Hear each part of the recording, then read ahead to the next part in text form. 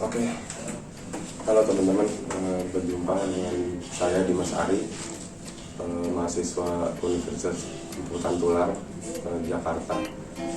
Saya dari Fakultas Ilmu Komunikasi dengan mata kuliah Teknik Wawancara dan Reportase.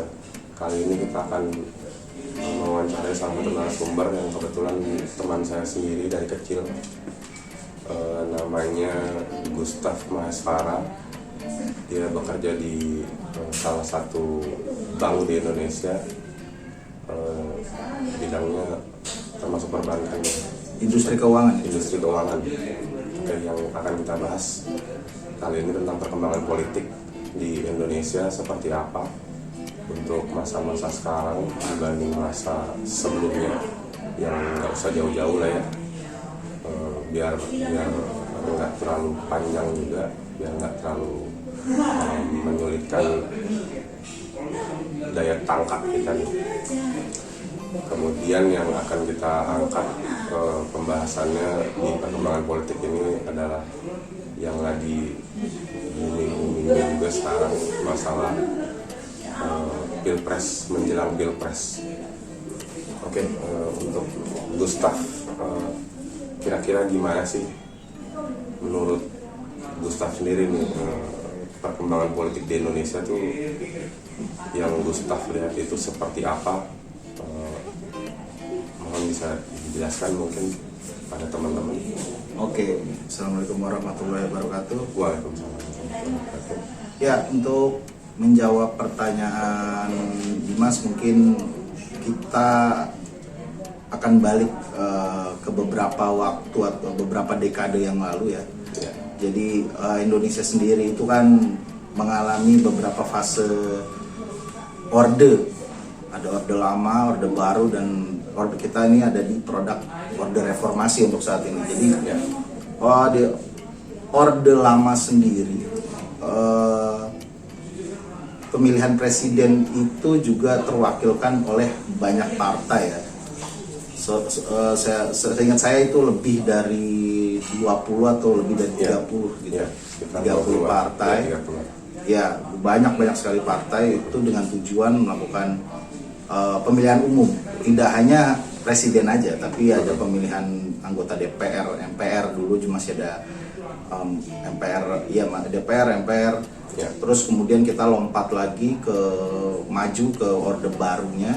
Di orde baru ini juga cukup menarik ya. Di orde baru ini di era Pak Soeharto, kita hanya ada 2 partai dan 1 golongan yang ikut di pemilu ya. Cuma hitungannya ada 3 partai lah.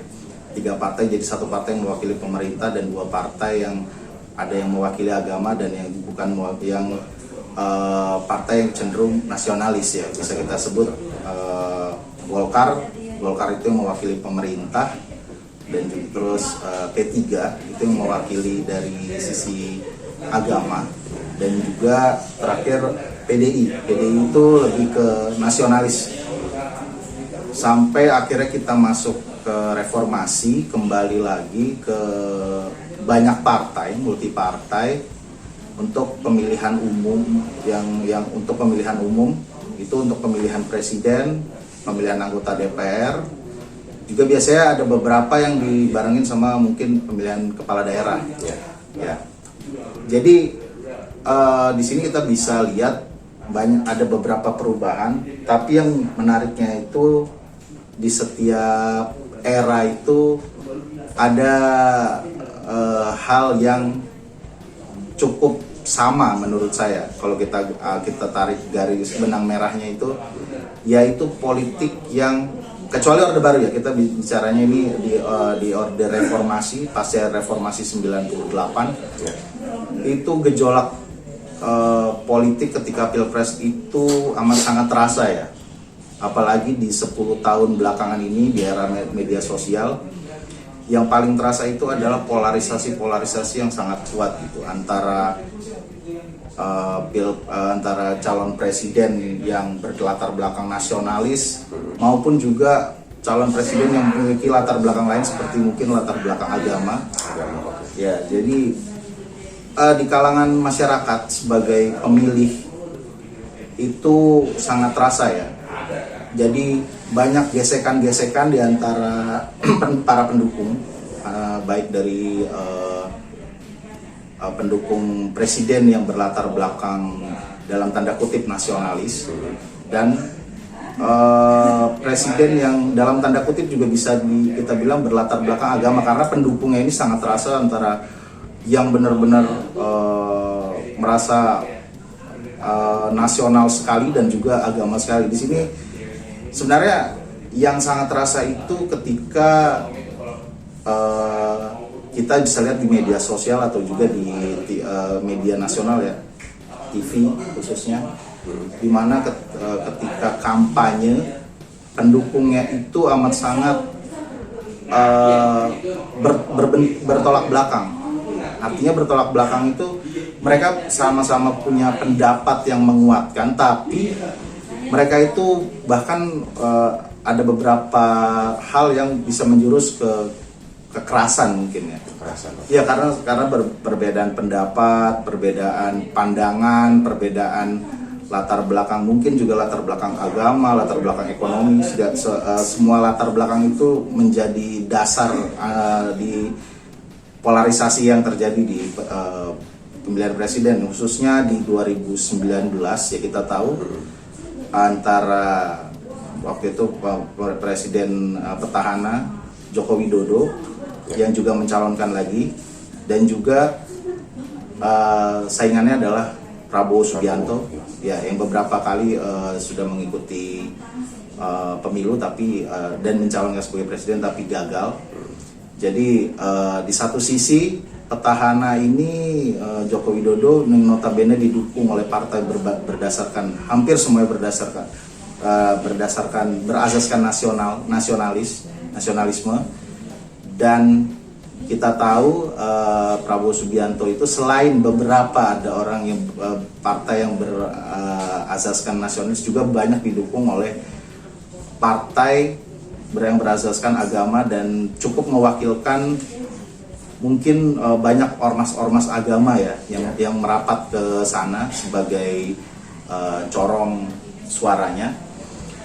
Di sini banyak sekali, khususnya di media sosial, saya sih ngerasanya di media sosial ya. Di media sosial itu sangat kuat sekali. Kadang kita antara keluarga, antar teman sendiri, antar teman tongkrongan itu bisa mungkin dalam tanda kutip karena punya perbedaan pandangan politik.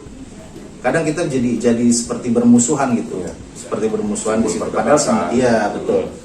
Padahal sebenarnya kan tujuannya diadakan pilpres ini adalah untuk menjalankan demokrasinya itu sendiri. Demokrasi sendiri artinya berarti setiap warga negara itu, kalau menurut pandangan saya, ketika kita ingin melaksanakan demokrasi ya kita dasarnya harus toleransi. Kita harus menerima perbedaan pendapat, khususnya perbedaan pandangan politik tanpa mencampur adukan emosi pribadi gitu.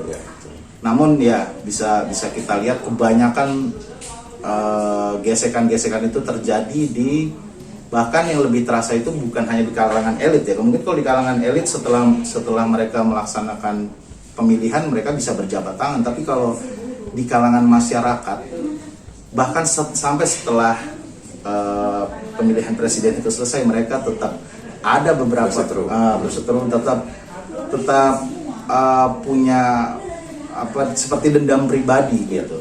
Itu yang sebenarnya efek buruknya ya, efek buruk dari, saya bilang itu ya polarisasi antara kubu A dengan kubu B, yang sebenarnya ketika mereka terpilih di pemerintahan pun mereka bekerja sama sebenarnya, backgroundnya gitu kan. Cuman yang disayangkan itu di kalangan masyarakat itu yang terdampak besar. Jadi dari perbedaan pandangan itu sampai ada polarisasi itu efeknya juga meluas ya, bukan hanya di politik gitu. Di ekonomi juga buruk sekali ya. Mungkin di ekonomi ketika polarisasi itu memanas, jelas efek ke ekonominya itu sangat besar. Jadi orang yang mungkin tadinya yakin untuk melakukan usaha atau apa jadi tidak yakin karena ketakutan mereka. Ketakutannya apa? Ketakutannya itu karena nanti mereka mungkin karena ada polarisasi ini, mereka menerka-nerka atau menerima berita, wah ini nanti akan rusuh atau apa. Jadi seperti itu. Dan juga efek buruknya itu ya jelas persatuan di masyarakat itu yang sebenarnya jadi rentan gitu ya, jadi rentan. Jadi sebenarnya untuk di kalangan grassroots, di kalangan masyarakat itu cukup berbahaya menurut saya efeknya. Itu efek buruknya ya. Cuman kalau kita lihat efek baiknya dari perubahan-perubahan khususnya di pasca reformasi, kita bandingkan dengan Orde Baru yang cukup tertutup. Cukup tertutup. Jadi partai yang mewakili pemerintah akan selalu menang kan kalau kita lihat dulu sejarahnya. Tapi di era pasca reformasi banyak partai bermunculan, juga banyak